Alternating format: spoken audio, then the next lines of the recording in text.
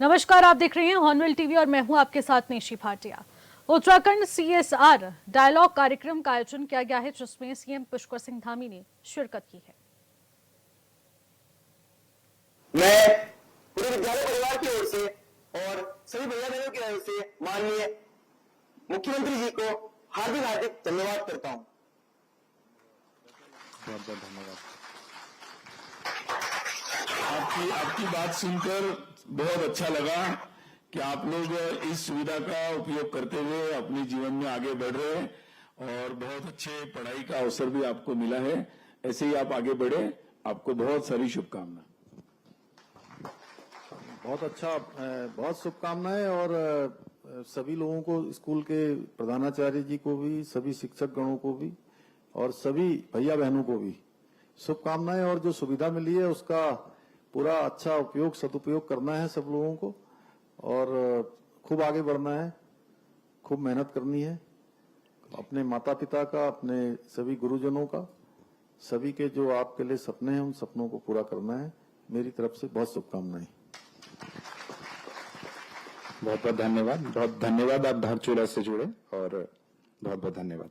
बहुत सारे विद्यालय जुड़े हैं हमारे साथ। हम आगे कार्यक्रम के बीच में अन्य किसी विद्यालय से बात करेंगे। बहुत बहुत धन्यवाद। मैं आपके साथ एक जानकारी साझा करना चाहता हूं कि बीते माह उत्तराखंड के सीमांत और बॉर्डर से सटे 17 विद्यालयों को ONGC के माध्यम से प्लैनेट स्कूल द्वारा अपग्रेड किया गया। इसकी एक डॉक्यूमेंट्री के माध्यम से हम प्रयास करेंगे कि उसका रिजल्ट और मॉनिटरिंग कैसा रहा, हम आप सब लोगों को प्रेजेंट करना चाहेंगे।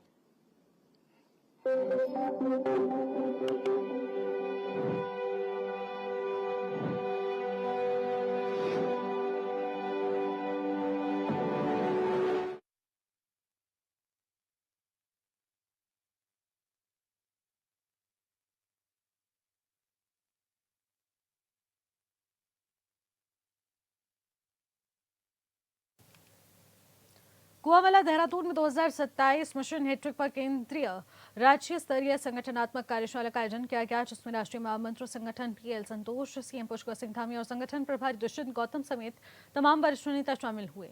इस मौके पर प्रदेश प्रभारी, सह प्रभारी, मुख्यमंत्री और प्रदेश अध्यक्ष समेत सभी नवनियुक्त प्रदेश पदाधिकारियों ने 2027 में मिशन हैट्रिक को लेकर कार्य योजना पर चर्चा की। कार्यक्रम को संबोधित करते हुए सीएम धामी ने कहा कि प्रधानमंत्री मोदी नेतृत्व में एक भारत श्रेष्ठ भारत की परिकल्पना को साकार किया जा रहा है। उन्होंने आगामी चुनावों में जीत का दावा किया। मैं आप सभी को शक्ति की उपासना, नवरात्र चल रहे हैं, उसके लिए आप सभी को हार्दिक शुभकामनाएं देता हूं। यह हम सभी के लिए आज बहुत हर्ष का विषय है कि आज इस विशिष्ट कार्यशाला में हमें देश के करोड़ों कार्यकर्ताओं का अपना मार्गदर्शन देने वाले हमारे कुशल संगठन और भारतीय जनता पार्टी के राष्ट्रीय महामंत्री संगठन आदरणीय BL संतोष जी का सानिध्य प्राप्त हो रहा है।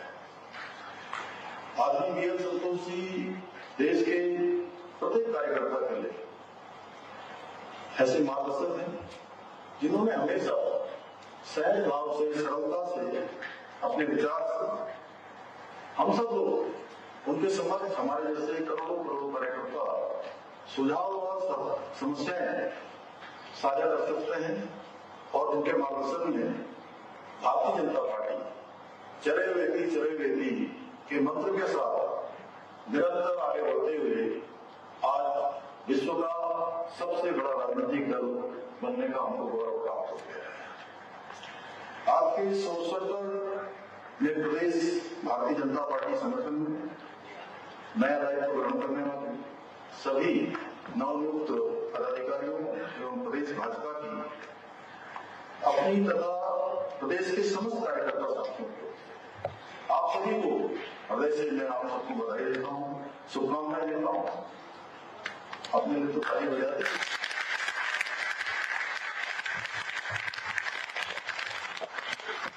मुझे पूरा विश्वास है कि आप सभी ऊर्जा और उत्साह के साथ, नई उमंग के साथ न केवल संगठन को और अधिक मजबूत बनाने में महत्वपूर्ण भूमिका निभाएंगे, बल्कि केंद्र और जो राज्य सरकार की जन कल्याणकारी नीतियां हैं, उन योजनाओं का लाभ अंतिम व्यक्ति तक पहुंचे, इसमें अपना अमूल्य योगदान देंगे।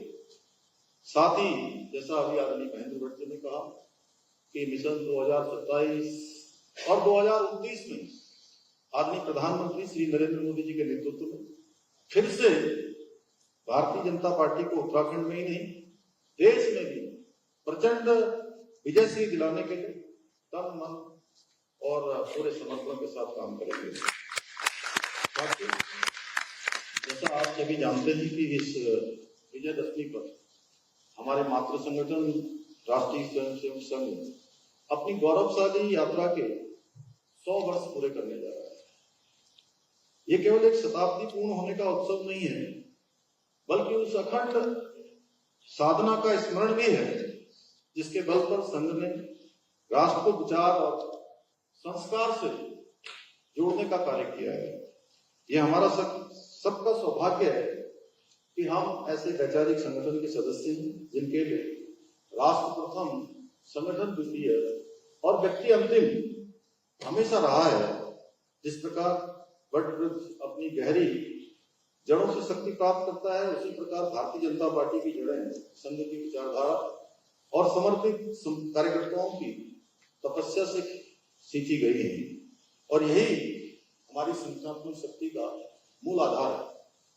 साथियों, संघ की प्रेरणा से आज आदरणीय प्रधानमंत्री जी के नेतृत्व में भारत अपनी सांस्कृतिक पुनर्जागरण के अमृत काल में प्रवेश कर चुका है। वर्षों तक जो स्थान हमारे उपेक्षित रहे, हमारा गौरवशाली इतिहास, सांस्कृतिक विरासत, आज न केवल उसको पुनर्स्थापित किया जा रहा है, बल्कि राष्ट्रीय चेतना का आधार भी बनाया जा रहा है। और आज हमारी सनातन संस्कृति की पताका पूरे विश्व के अंदर गर्व से लहरा रही है और भारत अपनी जड़ों से जुड़ते हुए पुनः विश्व गुरु बनने के मार्ग पर तेजी से अग्रसर हो रहा है। चाहे अयोध्या में भव्य रामलला के मंदिर का निर्माण हो, बद्रीनाथ केदारनाथ धाम में नव निर्माण या मास्टर प्लान पर काम होना हो, बाबा विश्वनाथ के गलियारे का विस्तार हुए महाकाल लोक का निर्माण हो, हमारी धार्मिक धरोहरों को जिस प्रकार से सजाया और संवारा जा रहा है वो भूतो न भविष्यति। कुआंवाला देहरादून में जीएसटी बचत उत्सव के उपलक्ष्य में जागरूकता कार्यक्रम का आयोजन हुआ है, जिसमें सीएम पुष्कर सिंह धामी ने व्यापारियों और ग्राहकों से मुलाकात की। इस मौके पर सीएम ने सभी से जीएसटी रिफॉर्म को लेकर चर्चा कर उनका फीडबैक लिया।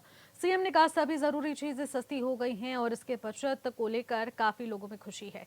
उन्होंने कहा कि जीएसटी दरों में कमी का परिणाम साफ दिखाई दे रहा है। दुकानदारों ने कहा कि अब उनकी बिक्री बहुत ज्यादा बढ़ रही है।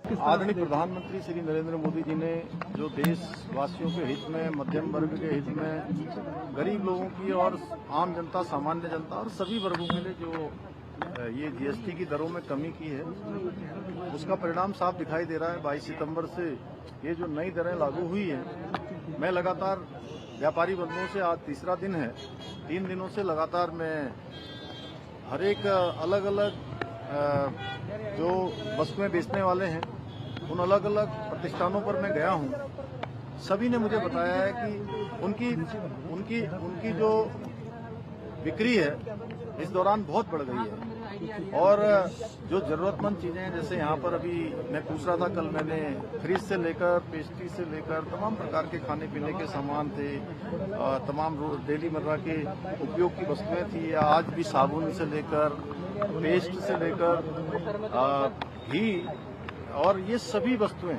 जो सस्ती हुई हैं, उससे एक तो लोगों की बचत होगी, ये बचत उत्सव भी है, और साथ में बिक्री का भी, दुकानदारों की बिक्री भी बहुत बड़ी है, लोगों के लिए बहुत बड़ी राहत है और ये क्रांतिकारी निर्णय है। सभी लोग इसके लिए प्रधानमंत्री आदरणीय मोदी जी का धन्यवाद कर रहे हैं। देहरादून में आयोजित कार्यशाला में सीएम ने पेपर लीक को लेकर कड़ा संदेश दिया है। उन्होंने कहा कि बीजेपी की सरकार में 2500 युवाओं को नौकरी दी गई है। सख्त नकल विरोधी कानून के तहत 100 से ज्यादा नकल माफिया को जेल भेजा गया है, लेकिन कुछ लोग युवाओं के भविष्य के साथ खिलवाड़ करने की कोशिश कर रहे हैं। सीएम ने कहा कि उन सभी नकल माफियाओं और जिहादियों को यह बता देना चाहता हूं कि अब तक नकल माफियाओं को मिट्टी में अगर नहीं मिलाया जाता तो हम चैन की नींद नहीं बैठेंगे। का सख्त नकल विरोधी कानून लागू किया है, जिसके परिणाम स्वरूप पिछले 4 वर्षों में 25,000 से अधिक युवाओं को सरकारी नौकरियां प्रदान करने में हमें सफलता प्राप्त हुई है। इस कानून के लागू होने के पश्चात हमने वर्ष 2022 के बाद से अब तक 100 से अधिक नकल माफियाओं को जेल की सलाखों के पीछे पहुंचाने का काम किया है, परंतु कुछ लोगों को ये रास नहीं आ रहा है।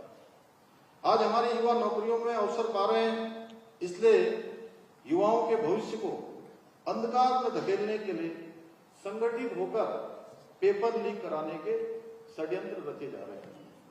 कोचिंग माफिया और नकल माफिया एक होकर राज्य में नकल जहाज छेड़ने का प्रयास कर रहे हैं, जांच से पहले ही प्रदेश में अराजकता फैलाने का प्रयास कर रहे हैं। लेकिन मैं आप सभी उन सभी नकल माफियाओं को, उन जिहादियों को बता देना चाहता हूं कि हमारी सरकार राज्य में नकल माफियाओं को जब तक मिट्टी में नहीं मिला देगी तब तक हम चैन से नहीं बैठेंगे। इसके अलावा हम राज्य में भ्रष्टाचार को जड़ से समाप्त करने के लिए जीरो टॉलरेंस की नीति के तहत संकल्पित होकर काम कर रहे हैं। इसी का परिणाम है कि प्रदेश के इतिहास में पहली बार आईएएस, पीसीएस, आईएफएस स्तर के अधिकारियों सहित पिछले 3 वर्षों में भ्रष्टाचार में लिप्त 200 से भी अधिक लोगों को खिलाफ कठोर कार्रवाई की गई है। इसका UK triple SC paper leak मामले के मुख्य आरोपी खालिद को गिरफ्तार कर लिया गया है, जिस पर सीएम पुष्कर सिंह धामी का कहना है कि युवाओं के भविष्य के साथ खिलवाड़ किसी भी कीमत पर बर्दाश्त नहीं किया जाएगा। इस पर चाहे जो भी दोषी हो उसके खिलाफ कड़ा एक्शन होगा। उन्होंने कहा कि 100 से ज्यादा नकल माफिया पहले ही सलाखों के पीछे जा चुके हैं और अभी इस पर कार्रवाई चल रही है। एक और आरोपी पकड़ा गया है। सभी एजेंसियां मामले की जांच पड़ताल में जुटी है। जांच के बाद छात्रों के हित में जरूरी फैसले लिए जाएंगे। देखिए, किसी भी कीमत पर युवाओं के, नौजवानों के भविष्य के साथ खिलवाड़ नहीं होने दिया जाएगा। चाहे कोई भी इसमें दोषी पाया जाएगा उसके खिलाफ कार्रवाई होगी और ये हमारी जीरो टॉलरेंस की नीति है। जब से मैंने इस जिम्मेदारी पर काम करना प्रारंभ किया, जब भी मेरे सामने मामले आए हैं तब हमने इस पर कार्रवाई की है। 100 से ज्यादा नकल माफिया पहले ही जेल के सलाखों के पीछे जा चुके हैं। अभी इस पर कार्रवाई चल रही है। एक आरोपी इसमें पकड़ा गया है और उसकी पूरी जांच हो रही है। सारी एजेंसियां जांच कर रही है। जांच के बाद छात्रों के हित में वो सभी निर्णय लिए जाएंगे जो जरूरी होंगे। उत्तराखंड के पवित्र केदारनाथ धाम के गर्भगृह को स्वर्ण मंडित कराने को लेकर गढ़वाल मंडल आयुक्त ने अपनी रिपोर्ट सौंप दी है। वहीं बद्रीनाथ केदारनाथ मंदिर समिति को मामले में क्लीन चिट भी मिल गई है। इस प्रकरण में जांच अधिकारी ने कहा है कि पीकेटीसी ने न तो खुद सोना खरीदा और न ही गर्भगृह में सोना लगवाया है। पीकेटीसी न केवल दानदाता का सहयोग करता है बल्कि इस मामले को लेकर पीकेटीसी पर कई आरोप लगाए गए थे। इसके बाद जांच प्रक्रिया को पूरा कर लिया गया है, लेकिन रिपोर्ट आने के बाद विपक्ष मौन है, जिस पर मुख्यमंत्री पुष्कर सिंह धामी ने प्रतिक्रिया दी। उन्होंने कहा कि विपक्ष हर मुद्दे पर आरोप लगाता है, लेकिन जब कुछ नहीं मिलता तो ये भी कहना चाहिए कि अच्छा काम हुआ है। सीएम ने कहा कि इसमें पारदर्शिता के साथ काम हुआ है। देखिए, जब वो हर मुद्दे पर जो है आरोप लगाते हैं और जब कुछ नहीं मिलता है तो उनको तब भी कहना चाहिए कि नहीं, अच्छा काम हुआ है और इसमें जो है पारदर्शिता के साथ काम हुआ है और जांच में सब सही पाया गया है। तो थोड़ा उन लोगों को भी कहना चाहिए। हम तो बीजेपी प्रदेश अध्यक्ष महेंद्र भट्ट ने भगवानपुर से पूर्व सीएम जिस तरीके से हरीश रावत के निर्दोष होने की कामना की है, तो वहीं दरअसल कांग्रेस के वरिष्ठ नेता हरीश रावत को 2016 में बहुचर्चित टेस्टिंग ऑपरेशन मामले में सीबीआई ने नोटिस जारी किया है, जिसमें उन्हें इसी महीने सीबीआई मुख्यालय में पेश होने को कहा गया है। इसी को लेकर महेंद्र भट्ट ने कहा कि इस नोटिस मिलने के बाद बात को राजनीतिक न बनाया जाए। ये नोटिस पहली बार नहीं मिला है। सीबीआई आवाज के नमूने लेने के लिए बुला रही है। अगर वो निर्दोष हैं तो सीबीआई दफ्तर जाकर सिद्ध हो जाएगा। देखिए, केवल सीबीआई का नोटिस उनको विधानसभा चुनाव में देखा गया है। पिछली बार से अब तक लगभग 5-7 बार उनको नोटिस मिल चुके हैं और वो हम ईश्वर से प्रार्थना भी करते हैं कि सीबीआई के पास जाकर वो निर्दोष साबित हो। लेकिन इस प्रकार का राजनीतिक इशू बनाना, आखिर स्टिंग का सब लोगों ने देखा है, पूरे देश प्रदेश ने देखा है, देश ने देखा है। उनकी आवाज का नमूना लिया जाएगा। उनकी आवाज नहीं होगी तो सीधी बात है कि भाई वो असत्य है। लेकिन अगर जांच की मांग भी उन्होंने की, जांच कराने वाले भी उन्हीं के दल में है, तो जो जांच है तो जांच में दूध का दूध पानी का पानी होना चाहिए। उत्तराखंड में बीजेपी की नई कार्यकारिणी के अनुसार प्रदेश महामंत्री पद पर नियुक्त हुए तृप्ति रावत भारत पार्टी मुख्यालय में पदभार ग्रहण कर लिया है। इस दौरान सभी कार्यकर्ताओं ने उन्हें शुभकामनाएं दी। वहीं इस मौके पर तृप्ति रावत ने अपनी उपलब्धियों को जिम्मेदारी बताते हुए कहा कि पार्टी की ओर से उन्हें दी गई जिम्मेदारी और कार्य को वो करने के लिए सदैव प्रयासरत है। जी, पहले तो नई जिम्मेदारी के लिए शीर्ष नेतृत्व का धन्यवाद। और हमारी प्राथमिकताएं तो पार्टी को आगे बढ़ाने की हैं और लगातार अभी जो अभियान है सामने वो ज़्यादा महत्वपूर्ण है। सबसे पहले प्रधानमंत्री जी ने जो पूरे देश भर में हम आत्मनिर्भर भारत की बात कर रहे हैं, हम किस प्रकार से अपने लोकल प्रोडक्ट्स के लिए उनके लिए वोकल होना, वोकल फॉर लोकल होना और फिर लोकल टू ग्लोबल उनको लेके जाना, बाहर तक लेके जाना, ये उद्देश्य पार्टी का रहेगा। और कैसे हमारी युवा, महिला और जितने जो और जैसे अभी क्योंकि आने वाले बहुत सारे त्योहार हैं, फेस्टिवल्स हैं, उनमें कैसे सब लोग अपने यहाँ बनी, भारत में बनी जो उत्पाद हैं उनका प्रयोग करें। यूपी के कानपुर से शुरू हुआ आई लव मोहम्मद विवाद कई राज्यों तक पहुंच चुका है और हाल ही में उत्तराखंड के काशीपुर में बिना अनुमति आई लव मोहम्मद जुलूस निकाला गया है और पुलिस के रोके जाने पर प्रदर्शनकारियों ने पुलिस पर पथराव और मारपीट की, जिसको लेकर मदरसा बोर्ड के अध्यक्ष मुफ्ती शमून कासमी ने प्रतिक्रिया दी। उन्होंने कहा कि प्रशासन से आग्रह करता हूं कि ऐसे लोगों के खिलाफ एक्शन लिया जाए। मैं भोले भाले मुसलमानों से कहना चाहता हूं कि मोहम्मद साहब का रास्ता समझे, इन उपद्रवियों की बातों में न आए। ये उस पैगंबर के नाम पे जो अमन और शांति और बराबरी और शोषण से के ख़िलाफ़ जिन्होंने काम किया हो, भाईचारे का काम किया हो, इंसानों में मोहब्बत पैदा की हो, उनके नाम पर, उस अवतार के पैगंबर के नाम पर आई लव मोहम्मद का नाम लेकर के इस तरह का ये कृत्य मैं समझता हूँ ये गैर इस्लामिक है, गैर इंसानी है और ये इसके पीछे कोई ऐसा षड्यंत्र छुपा हुआ है जो शांति को भंग करना चाहते हैं। उनकी मैं निंदा भी करता हूं और प्रशासन से आग्रह भी करता हूं कि वो उनके खिलाफ सख्त कार्रवाई करे और आम मुसलमानों से अपील करना चाहता हूं कि जो मोहम्मद साहब सल्लल्लाहु अलैहि वसल्लम के रास्ते पर अमल न कर रहे हों, जो उनकी बातियों, उनके कामों के, उनके आदेशों के आज्ञाकारी न हो, उनकी आज्ञा का पालन न कर रहे हों, उन्हें कैसे आप ये कह सकते हैं कि उनसे मोहब्बत करने वाले लोग हैं। मैं समझता हूं कि जो उपद्रवी लोग हैं, जो काशीपुर के अंदर घटना ये हुई है, जहाँ जहाँ भी इस तरह की घटना को अंजाम देना चाहते हैं, मैं आम भोले भाले मुसलमानों से कहना चाहता हूँ कि उनके कार्यों से, मोहम्मद साहब के कार्यों से कोई ताल्लुक नहीं है, ना कोई मेल खाता है। कालाडूंगी के गदगदिया रेंज में स्थित वजयपुर गांव में हाथियों के झुंड ने गन्ने, सोयाबीन और उड़द की फसल को भारी नुकसान पहुंचाया है। पीड़ित किसान कुलवंत सिंह ने बताया कि हाथियों के झुंड ने 3 से 4 एकड़ तक गन्ने की फसल को रौंदकर तहस-नहस कर दिया। साथ ही किसानों ने वन विभाग से मुआवजे और जंगल किनारे सोलर फेंसिंग लगाने की मांग की है। तो वहीं वन क्षेत्रीय अधिकारी जगदीश जोशी ने बताया कि किसानों की फसलों को काफी नुकसान पहुंचा है, जिसकी जांच कर उचित कार्रवाई की जाएगी।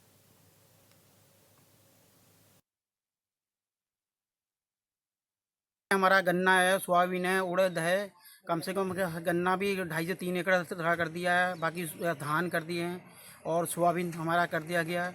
और जंगलात की हमारी टीम आई हुई है और प्रशासन से यही मांग करते हैं कि हमको मुआवजा ज़्यादा से ज़्यादा दिया जाए और सोलर फेंसिंग की इसके जंगल किनारे लगवाई जाए और जो कि आगे के लिए हमारे लिए ये अंदर ना आए और अंदर आबादी के होते हुए भी ये हमारे इसमें आ रहे हैं। हमको बहुत रात हमें पता नहीं लगा, कम से कम पूरा 15 से 20 हाथी होंगे जिन्होंने पूरी फसल को तबाह करके रख दिया है। और सुबह हमें पता लगा तो जब जाके खेत में देखा, काश्तकार तो ऐसे पहले से ही मरा हुआ है, अब रहता कुता है ये जानवरों ने, जंगली जानवरों ने, और हमको मार दिया गया। और हम बताओ इससे क्या कर सकते हैं, आगे हमें क्या मिलेगा इससे। और हमारी सभी गांव वालों की यही है कि सोलर फैंसी जरूर लगाई जाए। ये बीजापुर, हरिपुर और उधर से रूपपुर में हम यही मांग करते हैं, इसको जल्द से जल्द इसमें किया जाए तो सोलर फैंसी लगा दी जाए। वो रोडी गई है, जो जांच का विषय है, कितना 2-2.5 एकड़ या जो भी होगा। और लिप्टिस के पेड़ों को नुकसान पहुंचाया गया है। धान, लिप्टिस वगैरह जो भी होता है उसका जो भी उचित मुआवजा होगा विभाग द्वारा वो इनको प्रदान किया जाएगा। आज द्वारा अगर सोलर फैंसी जंगल साइट को प्रस्ताव लाया जाएगा तो उसमें उचित कार्रवाई की जाएगी। खबरों में आगे बढ़ेंगे। ऋषिकेश में सुभाष बनखंडी श्री रामलीला कमेटी की ओर से रामलीला मंचन करने को लेकर किए गए मुकदमों से परेशान रामलीला के सभी पात्र कोतवाली पहुंचे, जहां उन्होंने रामलीला की वेशभूषा में सज धज कर अपनी गिरफ्तारी की मांग की। कमेटी की तरफ से प्रस्तावित रामलीला का मंचन करने और राम बारात निकालने, दशहरे के दिन रावण दहन करने के लिए परमिशन न मिलने से आक्रोशित होकर सभी पात्रों ने यह कदम उठाया है। इस दौरान उन्होंने सीएम धामी से मामले में हस्तक्षेप कर रामलीला रुकवाने की कोशिश करने वालों पर कार्रवाई करने की मांग की है और रामलीला के सभी पात्रों और पदाधिकारियों पर किए गए झूठे मुकदमे को वापस लेने की भी मांग उठाई।